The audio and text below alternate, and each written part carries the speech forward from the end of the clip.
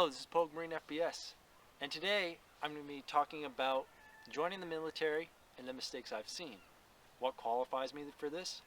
I was a poolie for a year, and I recently re-enlisted, and I've seen, I've been to maps with the poolies and stuff like that, and I've been to poolie functions, so I kind of have a good idea what's going on. And some of these things I almost did myself.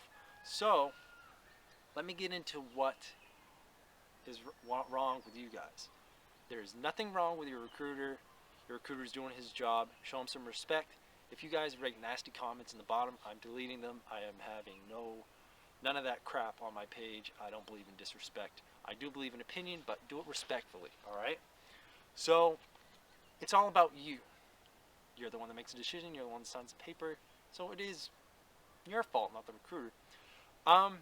Yes, people are going to argue, say recruiters have a certain amount of spaces they need to fill up. They need to get their quota and this MOS.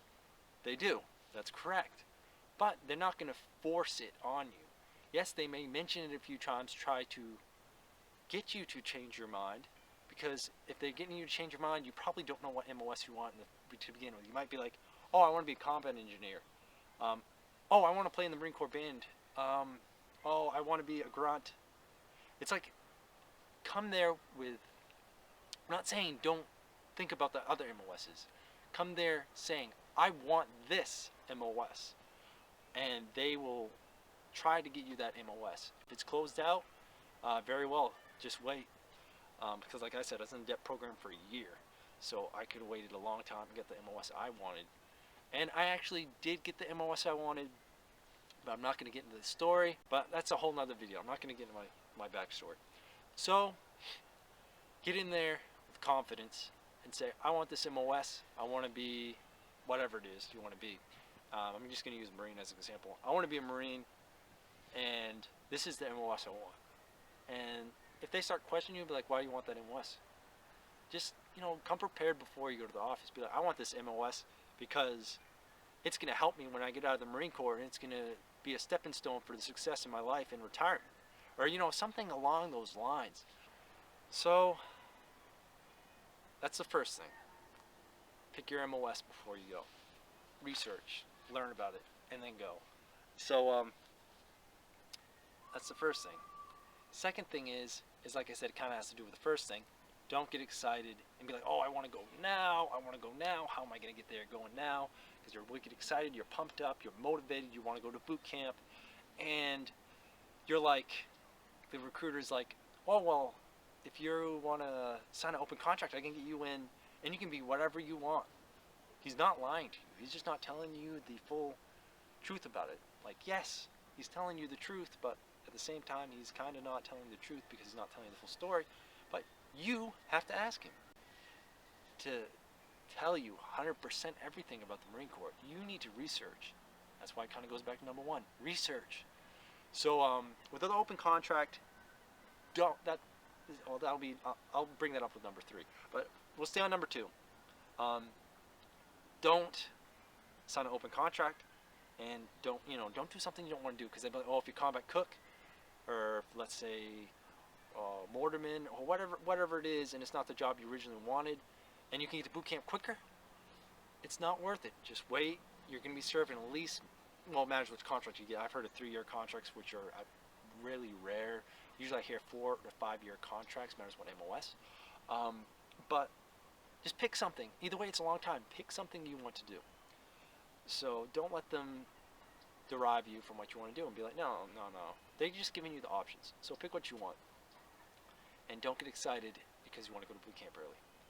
Number 3 would have to be when you get the, kind of integrates 1, 2, and 3.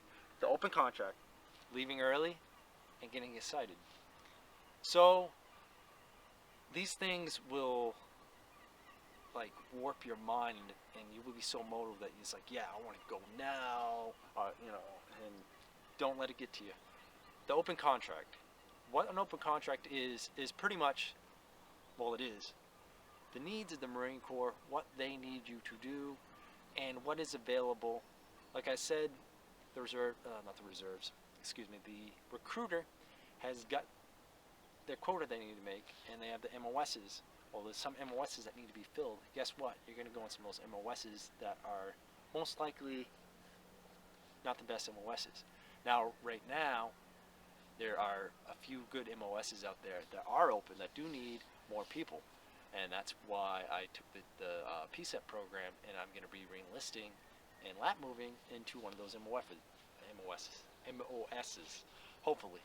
But that's number 3. Number 4 would have to be, there was a lot of dropouts in Marine Corps boot camp, and there was a lot of suicides, attempted suicides in boot camp. I'm not really going to get into that much. I don't really like talking about that shit. It's mentally and physically stressful. The stress part is, it's mainly, I'm not going to say it's mainly mental, because it's pretty much, you got to be in shape a little bit more than you think you would need to be. Why I'm saying this is because you lose muscle mass in boot camp. And they're like, you're working out all the time and stuff like that. Yes, but you lose some of that muscle, because when I went in, I could do 26 pull-ups, no problem. And I'm lean as hell, I'm small, and there ain't much to me, so I can do 26 pull-ups. And I worked at it. And then when I got to boot camp, I could only do 20. Actually, I could only do 19. And then when I got out of boot camp, I worked my way back up to 20. So, physical fitness, you guys hear this all the time, physical fitness. Just get physically fit. Just do it. Just run and have the discipline to get physically fit. Mentally preparing yourself, there's really nothing to mentally prepare yourself. Just prepare for a good, how are you going to prepare if you can't prepare? Well, don't worry about preparing for the mental part of it. Just don't worry about it. Get physically ready for boot camp. Another mistake, I forgot what number we're on. I think Marines can only count to 5 anyway. Anyway, we'll move on. I think it's number 4, number 5. 1, 2, 3, 4 Marine Corps, good enough. Whatever number I'm on, the next thing I'm going to bring up is, so like I said, I'm not going to tell you my whole story, but I did talk to an Army recruiter in between, because that was my only way to get back in the military, and some things I seen are disqualifiers. I was talking to an Army recruiter. He was a sergeant first class, and this guy walked up and told him pretty much the truth, that he would like to do something with his life, but he's been through a lot of trouble. He's had multiple DUIs, and he had tattoos all over him, so I doubt he could even get in anyway, but he respectfully gave him the information like he was supposed to. So, disqualifiers are like tattoos and stuff like that.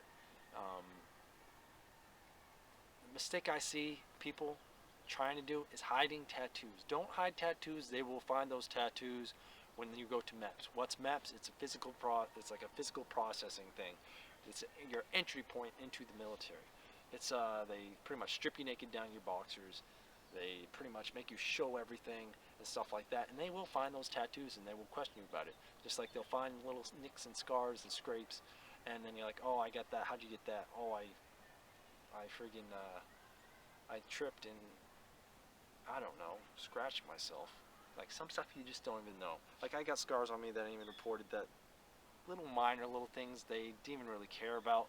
As long as you got the major scars and tattoos, don't lie about them. If you got them, just tell them. Because those tattoos and scars, believe it or not, are ways to identify you. If you, God forbid, get hurt or killed, they can identify you and bring you back to your family. Figure out what you want to do. That's the main thing. So figure out what you want to do. Research the job you want to do. Go in there and be like, I want this MOS. And be prepared to answer questions. And be prepared to be like, why do you want to be that MOS? You could be this instead. Because yes, they are going to try to get you to fill the slots they need. It's just like a puzzle. I need this puzzle piece, but I got this puzzle piece instead. It's better than nothing. So get in there and be like, I want this MOS because of this and this and this. And if they don't have it, then I'm willing to wait. You know, that's a plus. And then after that, you get into the DEP program, thing called the DEP program. I'm not sure if the Navy and all those have it. They probably do. Please list it below because I have no idea if they do or not. I'm pretty sure they have something like that, but pretty much it's a waiting to go to boot camp.